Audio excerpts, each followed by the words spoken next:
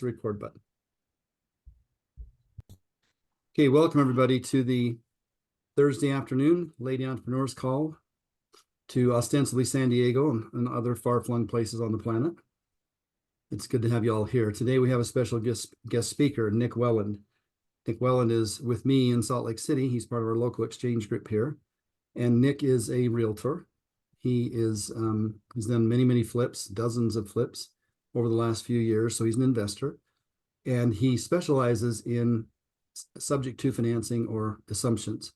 So wraparound mortgages and things like that that can be used to take advantage of those billions of dollars worth of low interest rate financing that's sitting out in the marketplace, waiting to be paid off, which is the last thing we want to do. But what it's really waiting for is for you to bring some new creativity to bear and some new knowledge to bear so that you can utilize that financing to move the house for the people who own it now, creating tremendous benefits for them, and to give the buyers a chance at owning something without mortgaging their children. So that's what we will talk about today. And I'd like to give a little bit of a background on Nick. We've known each other for about a month. We had lunch together a month ago. He came and opened his laptop and showed me this system of his. I was very impressed. I had invited one of my primary partners to come with me. We got so excited about it. We said, you know, this is too good a message to hold just locally here. We need to go broader with this. I immediately thought of you guys in this group as the first people to hear about it. But we're actually talking about creating a system where we build a website and drive real estate people from all over the country to that website for a service business that would help them structure financing on properties using the debt that is already in place. I know you have lots of questions about that, and we'll get to that at the end of it. But that's what we're here to study today.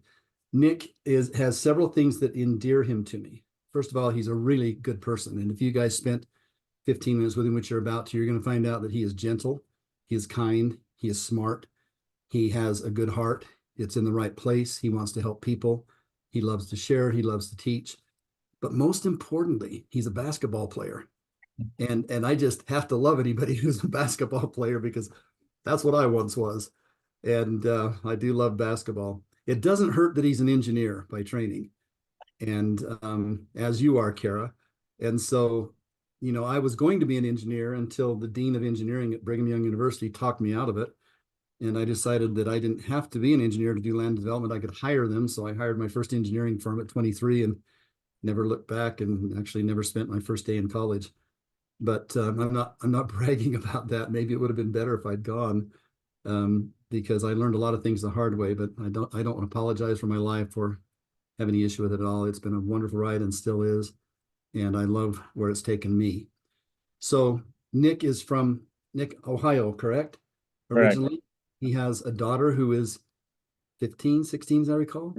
14. 14. Yep. 14 years old back there. So you don't get to see her much, but she comes out and skis with dad in the Utah mountains and plays volleyball with me. Plays volleyball with you. Yeah, she's a volleyball player, and so is he. So he's a family man and just a good guy. So I'm anxious to turn the time over to him. He will go for about 30 minutes, and then we'll have about a 5-minute Q&A. So write your questions down. We'll cover them at the end and go over a little over if we need to get those answered. Then we'll do our typical wrap up, okay? So I'm pleased today to introduce to you a new and already dear friend to me, Nick Welland. Awesome. Thank you so much, Wayne. Appreciate the very kind introduction here. Let's share my screen here so everybody can see the magic. Okay. Let's see if this works here. All righty. Taking just a second to load here. Put a little PowerPoint together for you guys because, you know, a lot of times it really helps to have some visuals to understand how big of a difference this stuff makes. You'll see this on one of my slides shortly here. But one of my favorite quotes is from Albert Einstein, and it is, "Compound interest is the 8th wonder of the world. He or she who understands it earns it. He or she who doesn't pays it." And as we'll illustrate in this presentation, this can make a huge difference over the course of time. So Before we get into the presentation, Wayne's already talked about this a little bit, but for those of you specifically who are agents, what are some issues that you're running into right now? Don't be shy. Interest rate. There you Interest go. rates. Yes. Great guess, Miho. Am I saying that right, Miho? Okay, cool. Yes. So today we'll talk about loan assumptions. So, a lot has changed in the last 2 years. We went from a market where rates were low, buyers were going crazy. It was a complete seller's market. And almost overnight, within the span of a couple months, things completely flipped. And the biggest thing in real estate that everyone's talking about right now is rates. Yes, there's the NAR settlement, which, by the way, we're going to be in a position where we have to prove our value even more to clients. And that's just another reason that this is going to be as important as ever. Lots of clients are losing hope right now. People are staying on the sidelines. People who bought at the end of 2021, beginning of 2022, are being told they're going to have to bring cash to closing to sell their home. So this right here, what we're going to share is a huge opportunity for you to be a hero. And what would it look like? Seriously, what would it look like for you if you're working with a seller and you can put 10, 20, 30, $50,000 extra in their pocket and get a deal done when other agents don't have a chance? What if you're a buyer's agent and your buyer has no hope and you guide them through the darkness and show them a solution that no one else is doing right now? As I'll illustrate as we go through this, this is a blue ocean. This is a completely underutilized market right now. At least it certainly is in Utah. And in the Q&A, maybe we can talk about California. But as for the agenda, we'll first talk about what's an assumable loan, why is it so useful, what loans are assumables. We'll go through some case studies first to get a 30,000-foot view, because at least for me personally, I need to see like a simple couple of examples of how it works to understand it. And then we can dive into the process, the challenges, which are incredibly important to talk about, because these are not, they're easy, but they're not. So we're going to spend a bit of time talking about that. And then, at least for those of you that are agents or potentially buyers and sellers that apply to this situation, we'll talk about how it can apply to you.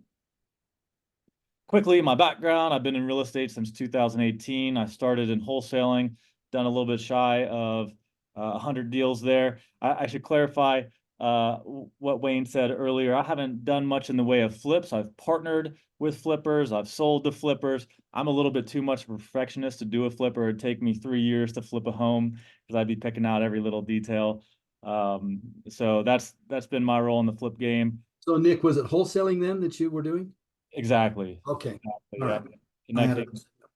Connecting buyers or going direct to seller, getting under contract, selling that contract to an investor or an end buyer. And a lot of times I use seller financing in that. I've probably done about 12.5 seller financing deals. As Wayne said, my college, I have a engineering degree from a Big Ten school. The diploma is sitting on my shelf right now. Sorry, Mom and Dad. Spent 4 years in the finance industry, helping people save for retirement. I've done a few of these loan assumptions now, and I personally love coaching and training. I've taught groups negotiation skills from the school of Chris Voss, who's my favorite author on the subject of negotiation. Has completely changed how I view negotiation, but we won't talk too much about that now because we got a lot to cover. Loan assumptions, what are they?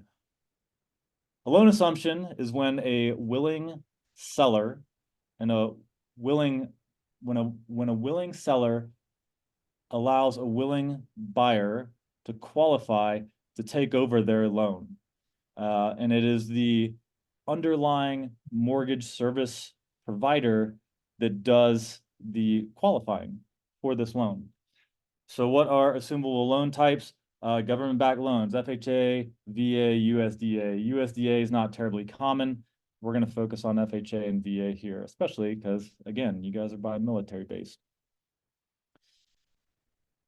All right, we've already talked about this a bit, so to save time, you can go back and review this. But one of the biggest things, though, that I am going to focus on from this page is two things. One, the reason I like focusing on this is, as an agent, I can go out and I can help a client buy a home right now. The traditional vanilla way, go to a lender, get them pre-qual, get a loan, all of that. You know how that works. And in doing so, we're taking a client from here to here. That's the motivation gap right there. We're taking them from here to here, right? But with a loan assumption, we can take them from here. You can't even see how high on the screen my hand goes. That's how big of a difference we can make. And that is, to me, where I want to focus, because that's where I can provide the most benefit. I'm not like hey, doesn't this kitchen make you warm and fuzzy? No, like let's see how big of a difference this makes to you and your family over your life. How many more trips can you take? Vacations, what can you do for your kids? What programs can you enroll them in? The list goes on. And the other part here, for those of you who are familiar with seller financing, to me, the only reason I haven't convinced 1 million people to do seller financing is the due on sale clause, which Wayne can talk more about this outside of the meeting, but to me, I think it's a very, very low risk. But even if that risk is 1 in 100 or 1 in 1,000, it's a big risk. The loan assumptions eliminate that possibility. So, all right, examples. Focus on the blue column first here. I'm going to start very conservative. This is one that should be closing for me in about the next week or two. I want to start conservative just to show even at a 4%, which is what this one is at, on a much lower price home than you guys have in California, how big of a difference it makes. So over here on the left side of the screen, we have the difference broken down over the years.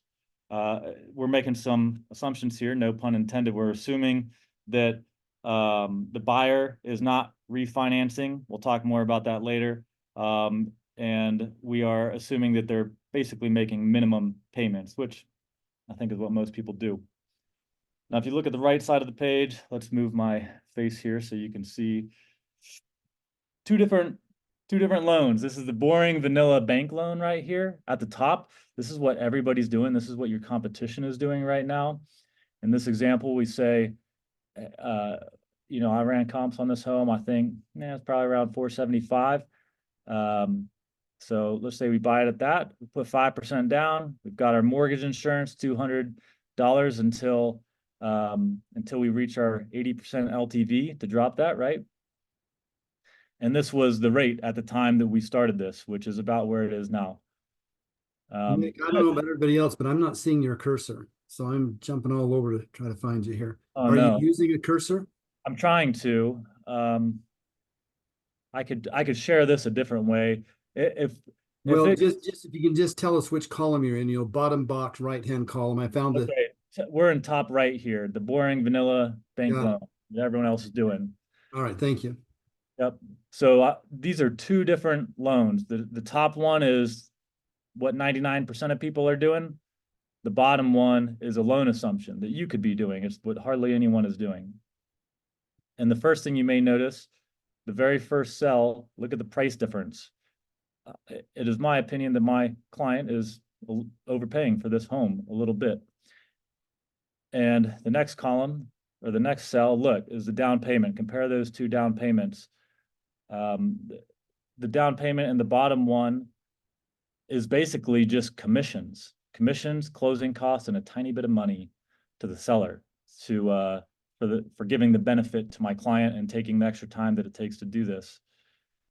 And because we are taking over their exact underlying loan, look at the remaining balance, the third cell down. That is where their balance is currently at. They're taking over a loan that is already 2 years into the amortization curve. I'll show you a graph later regarding this, but so right here, we can see a difference, $700 a month right off the bat. Now, it is important, especially when you're overpaying for a home, that this be a long-term deal. You know, you still come out ahead 3 years, but if you're, for once, you probably shouldn't buy a home if you're only going to stay in it for a year. But that's why we have that cell red right there in the blue column. So this right here is something I always show my clients.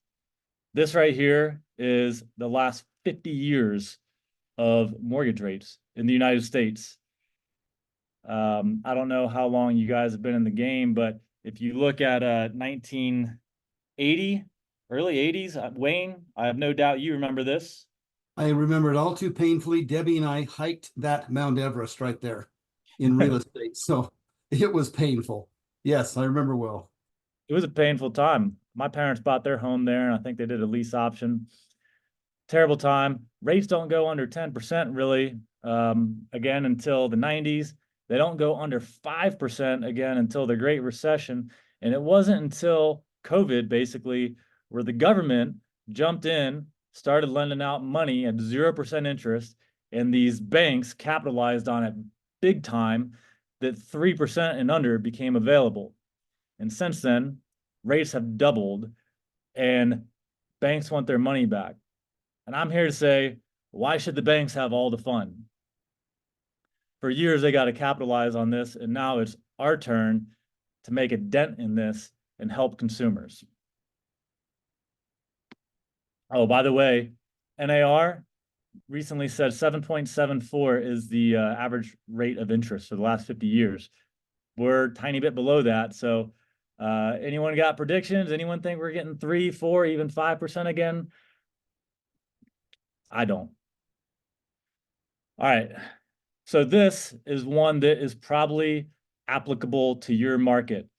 And this again illustrates what a blue ocean we're in right here. This is a $1.4 million home available in Harriman, Utah right now. They bought on a VA loan, 3.875%. They bought at, I think it was the beginning of 2022, just barely before rates hiked. And this illustrates even more how much of a difference this makes over time. Year one, if they sell their home at year one, they're looking at a $90,000 difference. Year three, 183. Minimum payments with no refinance for 30 years, over $1 million difference. Is that savings to the buyer or gain on the seller's part? Great question, Wayne. This is for the buyer. Okay, savings to the buyer. I'll share an example shortly here about why this is advantageous to sellers as well. In this instance, this person has no chance of selling their home if they don't make this offer, because these $1 million+ homes have gone down in value. No one's going to buy it, and this will be their saving grace. Sooner or later, there's going to be enough exposure that someone I wish I had a buyer at that price point in this area, but sooner or later, someone's going to recognize the tremendous opportunity here. So this is the same home right here. You'll see, look at the two dark green cells at the very top. These are two different loans side by side, so we can compare apples to apples. Side by side, right and left, correct? Right and left. Okay. And we've got the first year of amortization below that. It's like an amortization table. So we can see, I wish I had my cursor to point this out, but if you look about dead center of the page, it'll say date, payment, principal, interest, balance. Does anyone not see that? Yeah, I don't. You're talking about dead center, the part that's grayed out, or are you talking about the boxes? The grayed area underneath the green area. Date, payment, principal, interest, balance, date, payment. Okay. Yep. So that's the amortization table. You see each month And then Okay, you see the principal and interest payment on the right side. It says 62.57. That's the principal and interest paid, and then it breaks it down by both principal and interest. right. So look at the 3.88 or 3.875. They're ripping off just over $2,000 of principal each month, reducing their loan balance. If you look at the left side, paying almost 7%, they're only paying $1,200 a month.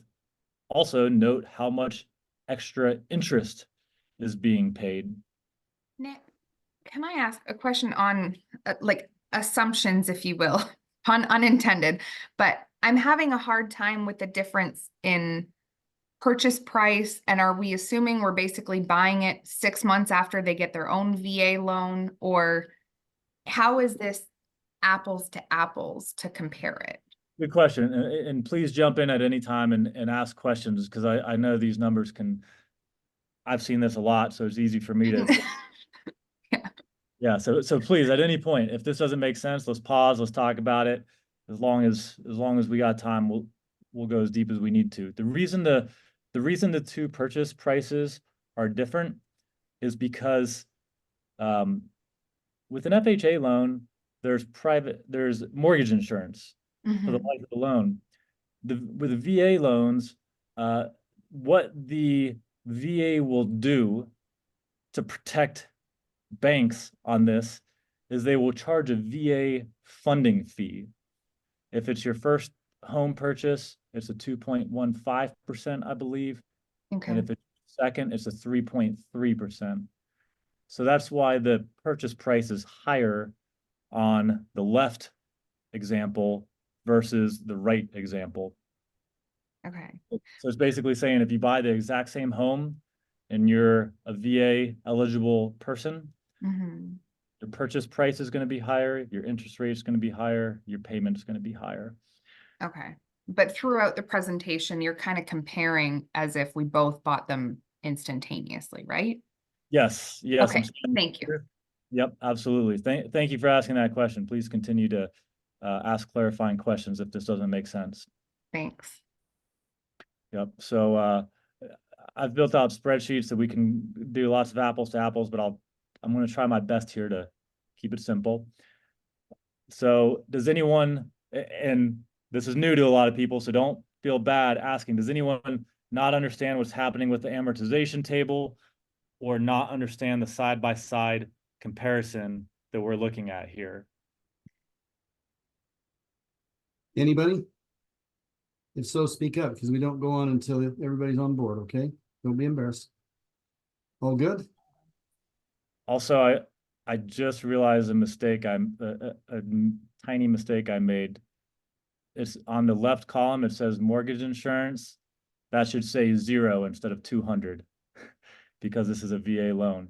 It's pretty inconsequential in this example in the scheme of things, but pretend that says 0. Mortgage insurance column on the left side. Whoopee, their $10,000 payment went down by 200 a month. How about that? Yep, exactly. Okay. All right. So Sorry, this. Can you re-explain what the blue column is over here? I missed that one. Yeah, over here. Blue column, I'm trying to basically say, side by side, we have, if we are comparing an assumable loan in the example given versus a conventional, whatever vanilla traditional funding source you're using that everyone else is doing right now, it's the difference side by side between those two. So in this case, it is a 2.875% VA loan, 2.875% VA loan versus a 7.13% VA loan. So Amanda, that's the delta. Are you familiar with what a delta is? The difference between two numbers? No. So that's the summary of the differences between those two loans. You've got the difference in principal, interest, tax, insurance is $574 a month on the payment. In 30 years, you've saved $278,000. In 10 years, it's 90, 27 and 5. You're behind a little bit for the first couple of years. Gotcha. Okay. In that example, okay, but I mean a $250,000 savings over the life of the property, which is better than half of the loan amount you started out with, or half of your purchase price. Gotcha. Okay, thank you. And if you'll look at the two different green cells on the bottom right, 2817 versus 2242, that's the delta right there. That's That's where we're not getting 574, right? exactly. Okay. Exactly. Got it. Okay. So why are we negative 28,000 in year one if the down payment is less? Great, Yeah. great question. Notice the purchase price on the right side of the page between the new VA loan and the Mhm. consumable loan. The reason that we put 470 as the purchase price on the new VA loan is because that's a market analysis running comparisons. Mhm. We determined the value of this home is actually only $470,000. If this was to sell the normal way without this benefit, that's all the seller could get for this home. Mhm. Excuse me, This is- guys, just a second, Nick, I can put this into context very quickly. You remember the overpay and still make a profit chapter out of the book? Mhm. How John paid more for the condo, and what did he buy? Why was he willing to pay more? What was he buying with that? Somebody speak up. Get Your the price, my terms. terms. Yeah. He bought the financing. He overpaid to get the financing of 0% on that condo. Yeah. That's what's going on here. They're paying a premium on the purchase price to preserve that 2.875% rate in place, which is less than half of the prevailing rate, and look at the savings over time. So are you ever really behind in the first year? No, that's just cash on cash. It isn't actually even cash, because the bulk of that, more than all of it actually, is the difference in purchase price. It's not a cash transaction at all. You're saving money in cash from minute one. Exactly. Does From that minute make one, yeah, that's sense? what's crazy. Yeah, So- I'm just struggling. Like, it looks like that's capturing equity and oh, it's equity then. Yes. Like- And then your savings because of principal pay down. Okay, thank you. Yep, you got it. Yeah. Yep. And basically, that column on the left, the blue column, year 1, 3, 5, 10, 30, that's basically saying if you were to sell at that point, that's the delta between these two examples. So yeah, if you overpay, of course you're going to be out $28,000 right off the bat, but it catches up quickly. By year 3, what was this, $42,000 over value? By year 3, you're already basically even. That's how quickly it makes, or that's how quickly it catches up. And for those of you that are realtors, you may be familiar with like 3-2-1 buy downs or interest rate buy downs, that sort of thing. This beats the living crap out of that.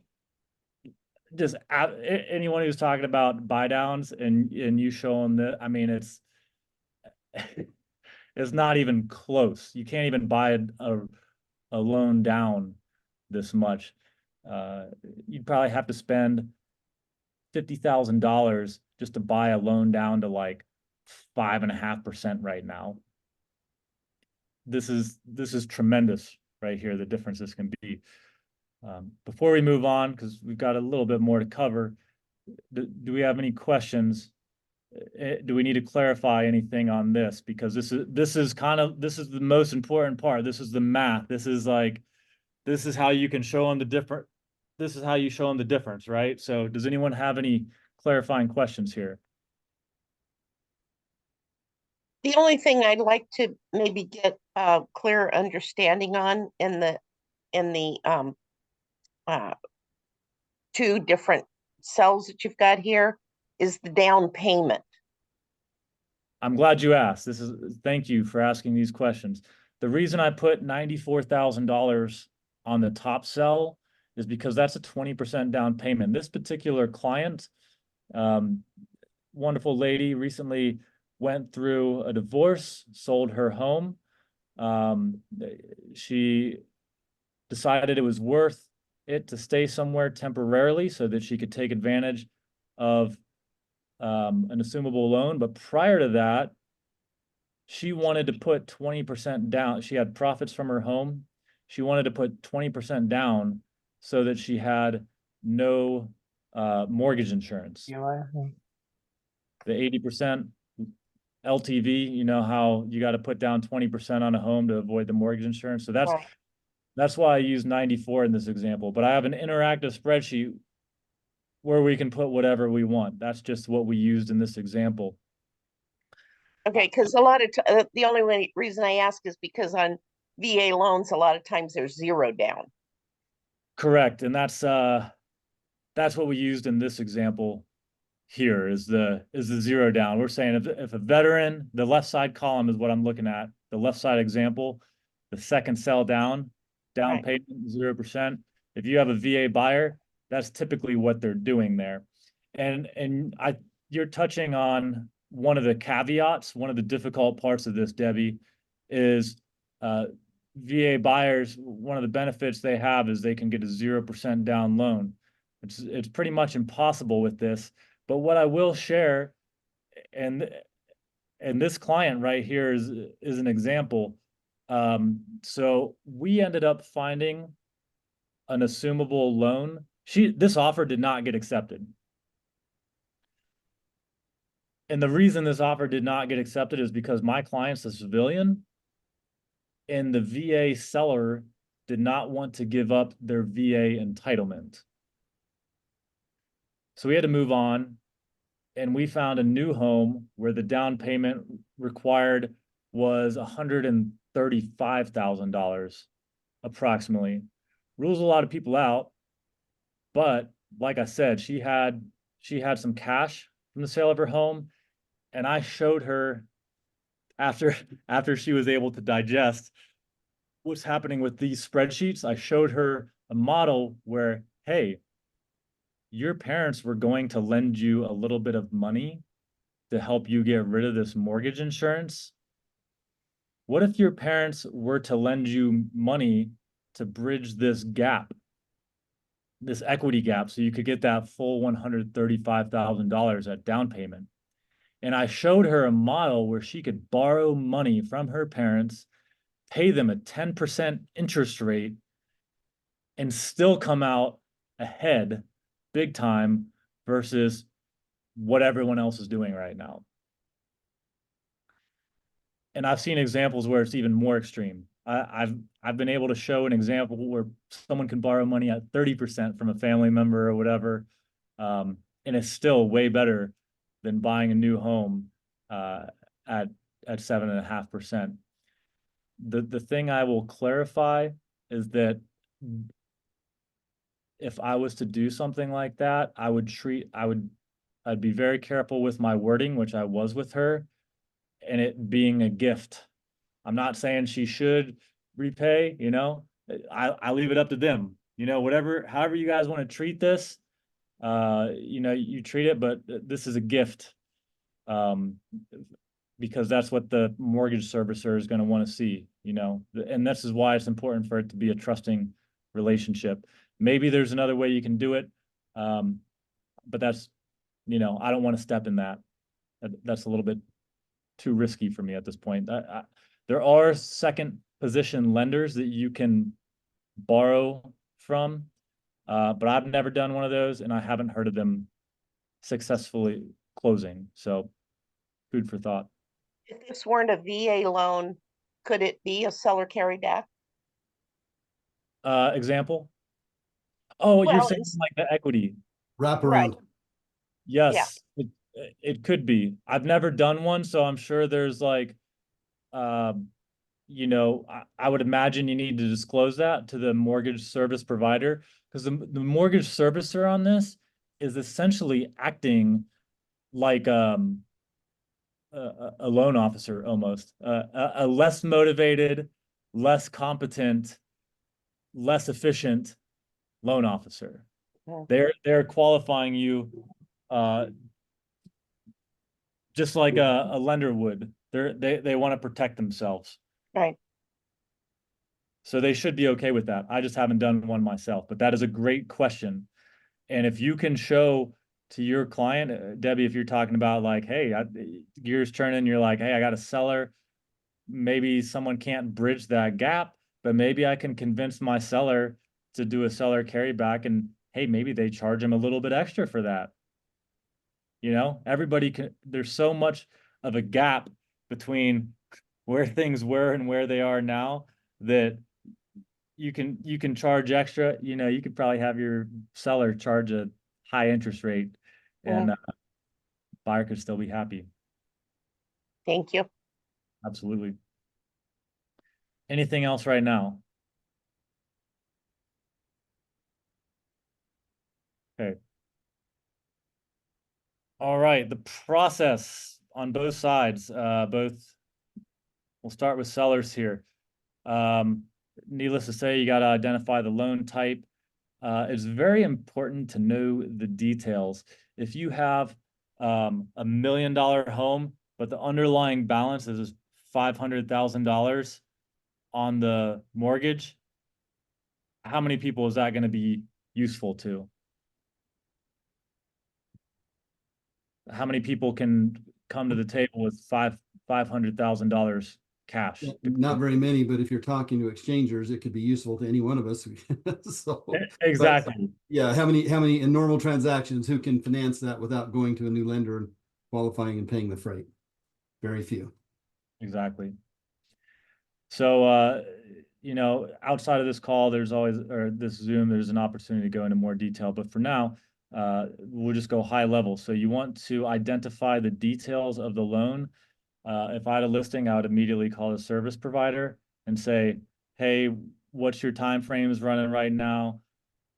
What fees are you charging? And what are your next steps? For example, authorization forms, all that sort of stuff. Number two here is, in my opinion, if you want to be a hero in this, number two is the most important part of the entire process.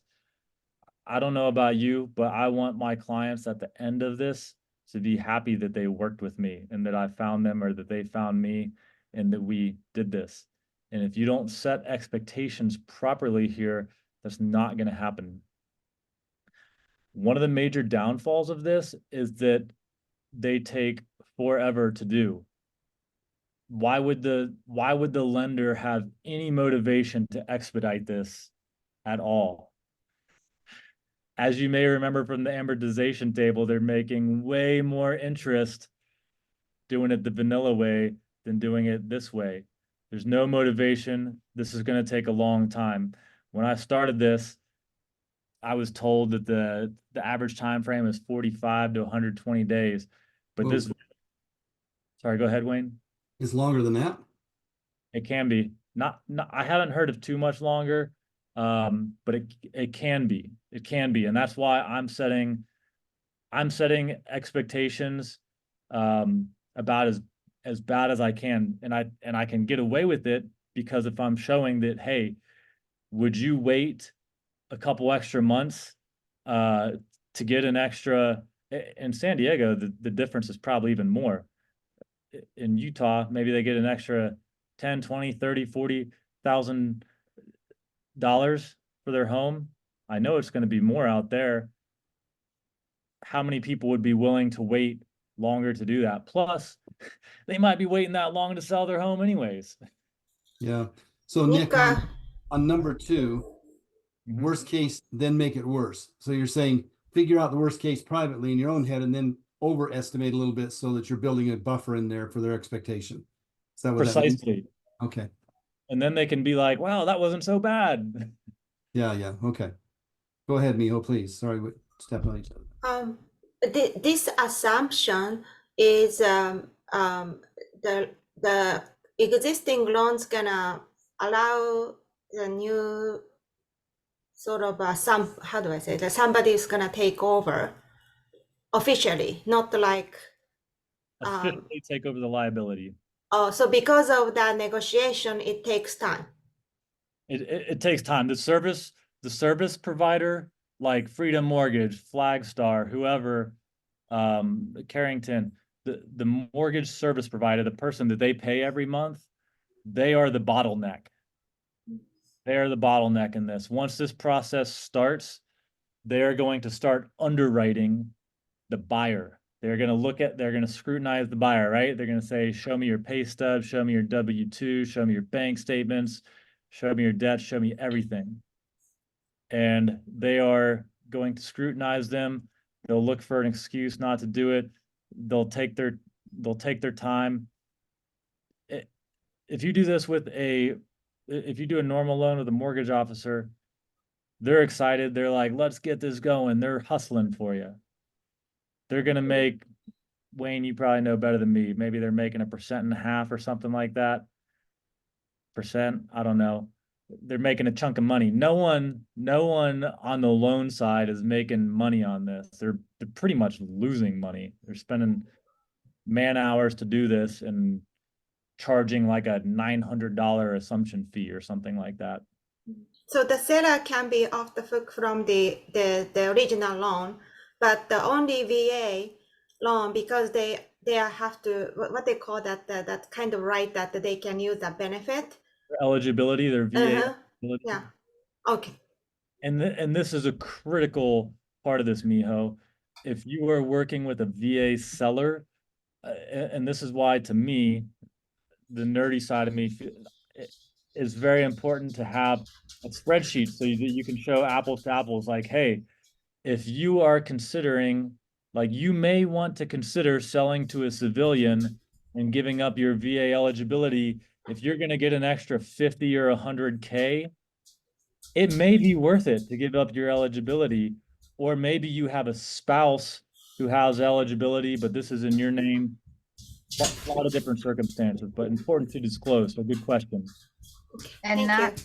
that's to clarify, that's because they can only have one VA loan open at a time, right?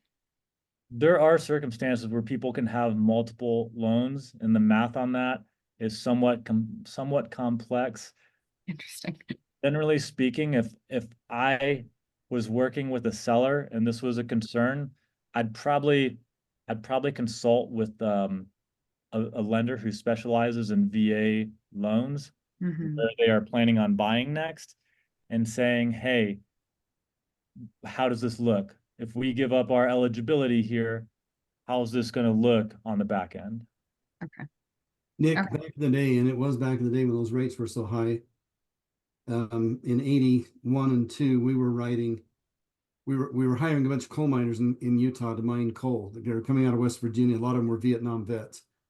They were not even blinking at 17.5% VA loans because they had to have a place to live. They were paying them $100,000 a year to mine underground. So it was $45,000, $50,000 houses at 17.5%. But Unbelievable. back then the rule was that you could have more than one VA loan, but you couldn't surpass your total eligibility. Is that the same, or is it different now? Can you not have more than one, no matter what the amount of the loan is, unless you've got special permission or something? The only thing I know is that there are circumstances where you can have more than one. The math, I haven't worked with complex VA situations enough yet to perfectly answer your question, but I do know that there are people who have more than one VA loan at a time. Okay. That's I think it's still determined by whatever your eligibility total is. eligibility, right? Yeah, total eligibility. Okay. All right. Yeah. Of course, that gets eaten up in a hurry in California. Right. Yeah, and I do have a lady that, so basically going through this process, there's a lot of stuff behind the scenes that I don't understand with underwriting, not only how the numbers work, but the processing of it and exactly how lenders like to see things. Things move so slow going back and forth that you want to submit them correctly the first time, because if you don't, it's going to sit on a desk in a queue and take forever for them to get to. Then they're going to look at it. If they suck, then they're going to send it to their underwriting team. And it's not until underwriting team sends it back to them to send to you for them to say that things are wrong. So this is why I've been training a lady to basically a loan processor who speaks this language, who understands the calculations, that can handle this for a nominal fee. So incredibly valuable service to provide your clients with, which, by the way, I mean, you saw how much of a delta there is, how much of a difference there is between these. It's very easy to convince a client to pay a little bit extra to have someone to help protect them. So In you're all- saying you have a team member that for a processing fee will run the gauntlet, so you don't have to. And they're Exactly. good and they know how to do it. And they know the language. Wow, that's Exactly. a great service. Okay, thank you. Killer service. So I have Hi, two Chris. questions really quick. The average time that you're mentioning, that 45 days to 120 days, that is from the point where you find the buyer that's interested, that wants to do that, correct? No, it's from the time that you go under contract. Okay. And Yeah. then how much more should you expect to have somebody pay for the property versus if they were going to do a traditional loan? If there's a very low amount of equity, if the equity is essentially just paying commissions and closing cost, maybe a tiny bit more than that, like under 10%. As you saw from this example, let's see. I mean, all right, what is this? This is 9% extra in this example. I think it's perfectly reasonable to expect that you could sell a home for 9% extra, with the caveat of saying that it's still not necessarily going to put a ton of cash in their pocket. But if the people that are in these scenarios don't offer this incentive, they may be underwater. If you have a huge equity gap, say the buyer needs to come to the table with $200,000 at closing, you might not be able to get that much, if any more, but you get a deal done, which isn't, there's a lot of cancellations in this market, right? Which, as Jordan Peterson says, that ain't nothing. That ain't nothing. Yeah, exactly. That's not nothing, he says. You Canadians, you speak all backwards, Kara. Anyway, I love it actually. So are you still planning on going into the wraparound and the stuff there? Because if you are, I'm thinking we ought to invite you back next week. I'd be open to doing something like that. I didn't think we have time to show that in this, and it's a lot to take in already. But yeah, there's All some right, serious. let's do this then. Who would like to hear about Act 2 of this play? That's where the real horsepower was, when you start wrapping these loans and the seller participates in the miracle of compound interest. Okay, it looks like every hand's up that I can see anyway. Okay, so Nick, are you available next Thursday? Maybe. Check that out to start with. And if you guys will formulate your questions, if you haven't asked them already, we'll do a quick Q&A and then do our wrap up and invite Nick back again next Thursday if he's available. Yeah. Let me confirm after this call, Wayne. But yeah, I think so. But let me confirm afterwards. I don't want to Okay. overpromise and under. Well, I'm good to go with the fill-in. If you want to say conditionally yes, but you need to confirm, that's fine. I'll take the training next week again, as I usually do if you aren't available, as it turns out. Okay. Deal. That work for you? All right, good. Okay, Nick, anything you want to say in wrapping up? Yeah, let's I think you guys can like pause or come back or screenshot or whatever. Let's see. I'm gonna hit super high level. I think we're very close to the end here. Expectations is the biggest thing, especially with the buyer. And communication is very important that both parties be aware that this can take a long time. Flexibility and patience is critical on each end, and setting yourself up for success. Process, again, similar: explore desire, set expectations, run numbers, plan. When you submit your offer, you've got to plan far down the road and plan for all the worst case scenarios. Challenges: the mortgage servicers, the biggest challenge, as is the gap funding. You don't get slippery when wet. That's great. Yeah, you really gotta be good ice, guys. You got to be very careful with this stuff. You get at the finish line, you're going to be a hero. But if you approach this willy-nilly, you're going to convince people to do things and you're going to get them in trouble. And you don't want to do that. We can talk about marketing outside of this. We're already at an hour. I think you get the one thing I'll quickly say is the ideal, if I'm targeting sellers on this, I'm targeting any FHA or VA loan that was originated from the beginning of COVID until the end of 2021 or the very beginning of 2022. Those are the people that I can show the biggest benefit to. And that's all I got for today. Excuse me, would you say those dates again, please? Beginning of COVID, March 2020 to the very January of 2022, January, February of 2022. In fact, I wish I could zoom in on this right here, but if you look at the very most recent part of this graph, right before it spikes, see where that's where I'm focusing. In 2020, is your sweet spot. 2021 is the most sweet spot because that's I want the least amount of equity and the lowest rate. So 2021 is likely going to be the sweet spot. And by the way, what does the military do every couple years? Redeploy, transfer, reassign. Exactly. So if you got a So VA buyer, You're saying market to those people with the lowest equity as if you were their you're listing their property, exactly. not for a buyer. Exactly. If I'm a buyer, it's different, right? You go on the MLS and you have to filter by assumable loans unless you discover one somewhere else. I mean, this might be a good example. If you were to ever do dual agency, this might be the perfect scenario for it because it's such an I can't even tell you how unknown of a thing this is. I think some people have awareness of it, but people are scared of it. They don't know how to do it. And if you can connect parties, just more opportunity for you there. So guys, let me beef that up a little bit.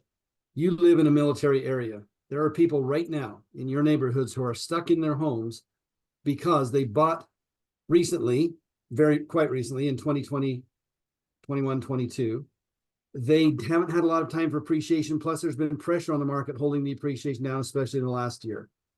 And they've got the lowest interest rate. So you've got the perfect storm for them to have a solution with you.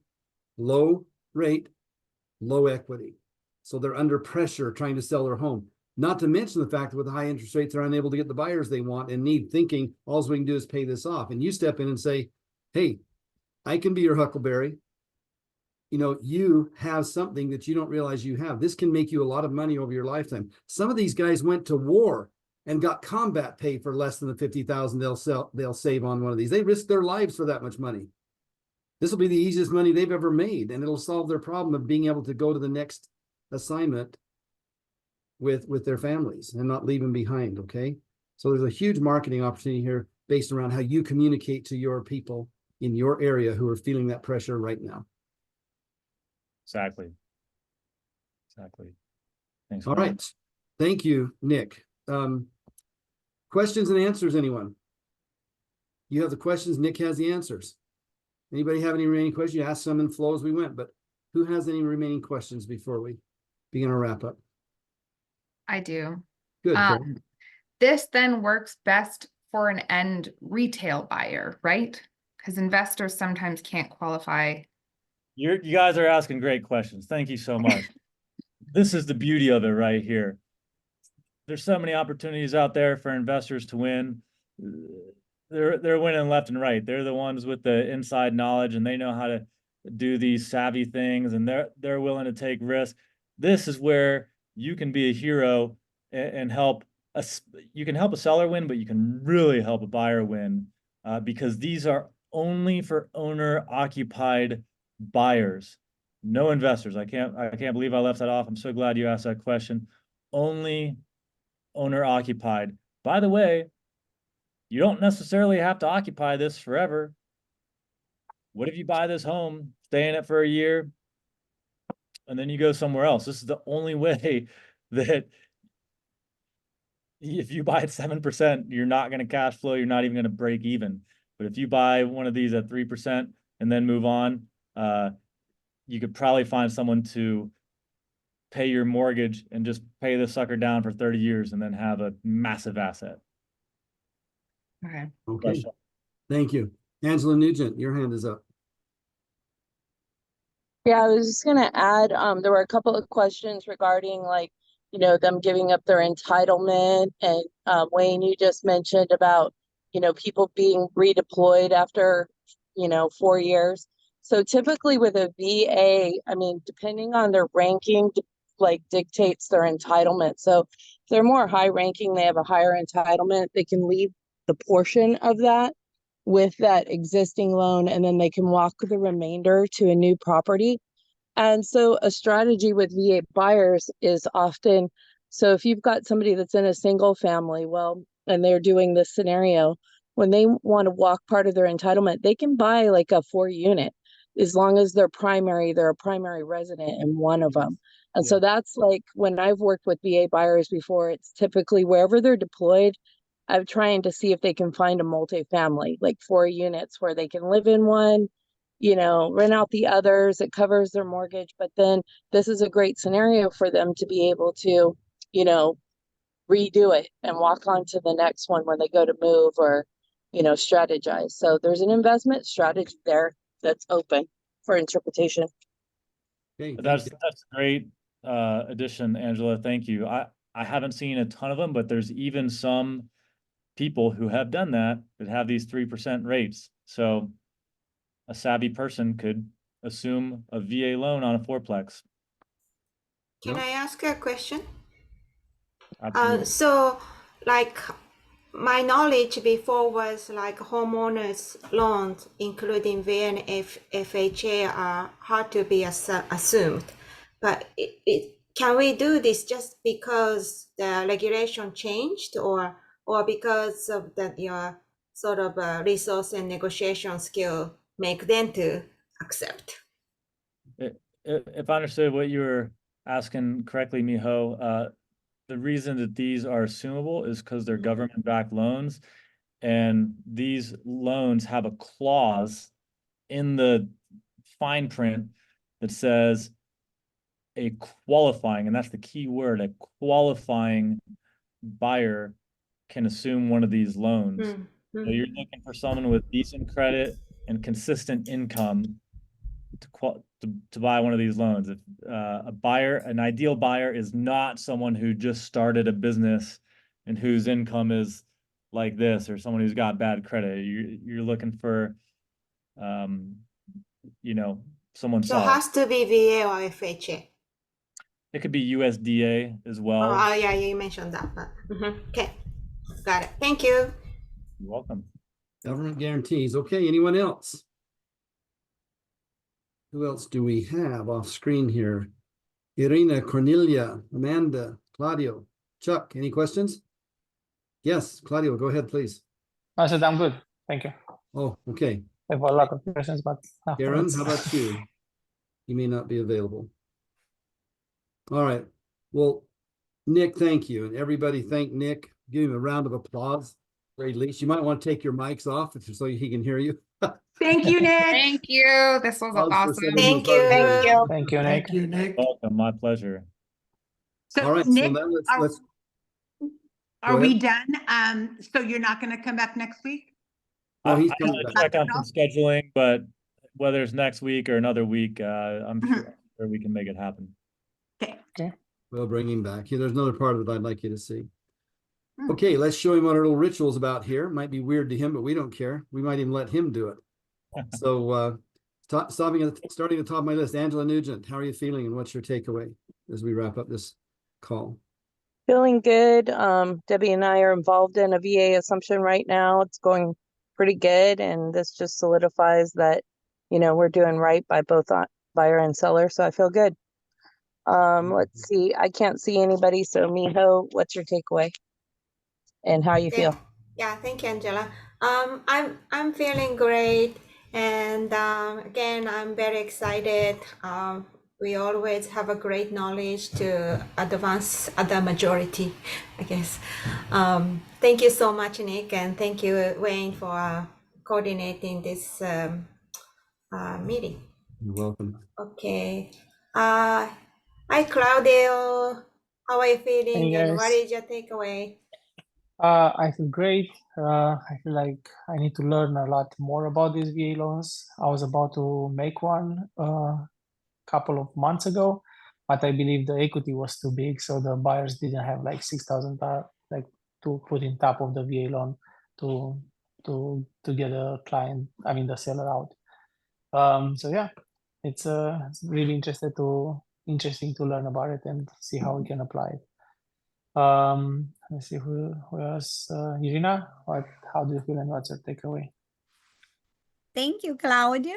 I'm feeling great. Always so happy to be with you guys. And thank you, Nick, for your presentation. I have so much to learn about it, and I am always excited to find out about new ways of how we can help our clients. So look forward to hearing more about it. And yeah, diving deep and learn as much as we can. I think it's always something to learn. So thank you.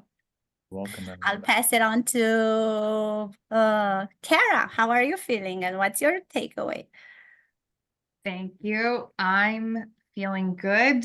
Bit of information overload, honestly, because it sounds straightforward, but seeing the numbers makes it really pop. So it's definitely a deal stacking. The interesting takeaway is that they're assumable at all, because I thought those went away completely in like the 90s. So didn't realize it was open for people like that. And, you know, as an investor, this could be a way I add value to practicing realtors. So I just think that's really neat. Amanda, how are you feeling? Oh, wait, she had to sign off, right? Yeah. Okay. Karen, how are you feeling? And what is your takeaway? I'm feeling good. And I'm actually interested in Wayne putting together a website with this, and then we can direct our buyers to Wayne's website, right? Is that right, Wayne? There you go. Let's see, our test marketing worked, Nick. What we wanted to see. Yes, thank you, Karen. I like it. I like it. Okay. So Debbie, how are you feeling and what's your takeaway? Okay. I'm gonna pretend like I feel better than I do because I just got off the phone with my attorney. Oh, So I am glad to see this coming up as a subject for us because I have done it. I've experienced it and I've had good luck with it. But I know that you know, it's been a while. I mean, I just did one last year, but I know that that was the first one I've done in many, many years. So I know there's going to be some new things that that I can learn from Nick, and looking forward to having maybe a website that we can send our clients to explain it better than I can. So let me see who else is on here. Is the last one. Who? Chuck. Oh, Chuck. Oh, How do you feel and what is your takeaway? I feel good. My takeaway is I've used my VA eligibility 3 times now. And I have found out that the loans, of course, I always knew they were assumable, but if you let somebody assume it and you don't sign off on it or they don't put their name on it, novation, then you're still liable as a veteran for that loan as long as it exists. And so I always make sure I get my VA eligibility back so I can reuse it again. And so, yeah, I enjoyed that and a lot to learn and I appreciate it. And even I've seen in the deed of trust, if you have a VA loan, the lender will put in there a due on sale clause, even though the VA says it's assumable. So yeah, that's my takeaway. So thanks, Nick. I really enjoyed it. You're welcome, Chuck. And yeah, to clarify, once it transfers, it doesn't trigger the due on sale. The only question is if the seller gets their eligibility back, which they would with a VA buyer, but they would not with a civilian. Correct. Yes. You explained it better than I did. Okay, just want to If make you sure. if you let a civilian assume your loan and there's no novation and where the lender allows you to get off the loan, then yes, you're liable for that loan. So Yeah, exactly. All right, Chuck, I'll take it and pass it. Nick, are you willing to tell us how you feel and what your takeaway is from your own session today? I always have a takeaway as a presenter with, especially a group like this. So we're all ears, man. How are you feeling? What's your takeaway? I feel good. I feel optimistic about this. I feel like it's again, a blue ocean, a completely underutilized market. And I think there's an opportunity here to help buyers and sellers out alike, but especially buyers and especially ones with a long-term horizon. Huge opportunity. As far as my takeaway, it's the importance of digging and asking questions. This group asked a lot of really good questions today. Some things that I didn't necessarily cover in my presentation. And if you guys weren't on it, paying attention and asking really good questions, there's important pieces of knowledge that would have been missed. Okay, thank you, Nick. Guys, I'm feeling exceptionally grateful, and I've been feeling that way all day. I woke up at 3 or 4 o'clock this morning and just overwhelmed with gratitude for life and everything that's going on, the beauty of it all. And I was driving, went to get the first construction loan draw checks on our new storage unit project we're doing. I was driving down I-15, which Nick will understand is in our area, from Layton into Salt Lake Valley, and I could see the West Mountains out in Tooele and the East Mountains right next to me, the South Mountains, and there was a rainstorm, and it was just so beautiful. And I ended up just expressing thanks out loud because of the beauty of life. And you know, the more we learn and the more we know, especially when we turn what we know to service to others, the greater happiness we have, the greater joy, the greater fulfillment, the greater contentment in our professions and our personal lives. So Nick, I didn't recommend these people to you when I introduced you because I knew that they would recommend themselves just by their actions. And this is a special group. I've been working with them for about a year now. And these aren't just average and ordinary people. They are really some exceptional individuals who do study hard. They show up every week to learn, and they're anxious and eager to grow, and they're out there applying it. And you know, like compound interest, compounded knowledge over a period of time is one of the most powerful things there is. You become more and more and more competent, more and more and more serviceable, and more effective at your profession. So I'm seeing great things in you, and I see even greater things coming. The people part of it is more important than any other part of it. And I love watching you grow, because that's why I'm here. And that's what motivates me. I feel tremendous love for you guys and a great commitment to you.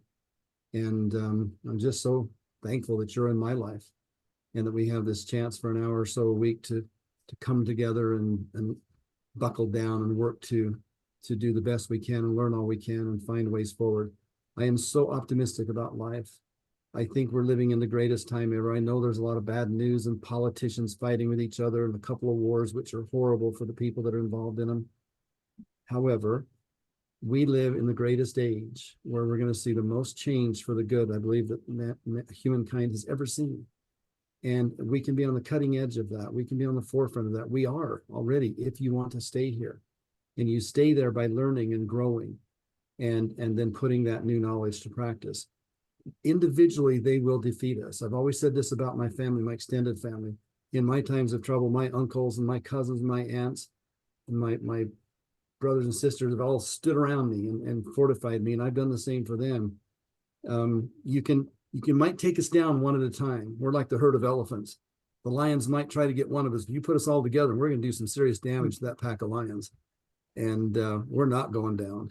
So I see that in this group. I see that cluster of strength and solidarity that by working with each other, defending each other, upholding each other, supporting each other, sharing with one another, and learning together, we become a force to be reckoned with in the best of all ways, a force for good out there in the world. So congratulations for the tenacity you have to hang in here. Nick, we hope your schedule works out next week, and we'll invite you back and welcome you back. If it doesn't, we'll look forward to seeing you as soon as we can. And Miho, as soon as I have that information, I'll give it to you so that you can publicize what we're doing for next week, okay? So you Okay. guys have a beautiful weekend, and I will see you again in May. Thank Cool. you. Thank you, guys. Thank Thank you. you. Bye.